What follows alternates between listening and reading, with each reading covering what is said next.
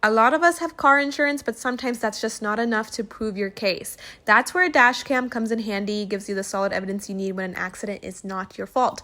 Installation-wise, you're gonna have a lot of wiring, but it's very easy to push through in the crevices of your car, such as by your passenger door and under the glove compartment. You do get this handy tool that will push the wiring in so that it's easier for you to hide. So the box comes with a front camera and back camera. For the front camera installation, just put it on your front windshield. You can either mount it with the actual component that comes within the box, or you can just put a sticky film on the front windshield and stick it on as well. So here we have it on, and the visuals are actually really great. They're actually 4K visuals, so this is going to be super handy to present to your insurance. All right, let's get this started. As you guys can see, I am driving, so we are getting that front and back visual. This is me just going through my friendly community. I can also pull up the recordings if needed. So I'm navigating through my screen. I'm pulling up a couple recordings. You can get the front and back. I'm going to show you my front recordings really quickly by navigating through my screen. The left and right side of the dash cam you can navigate with the buttons on.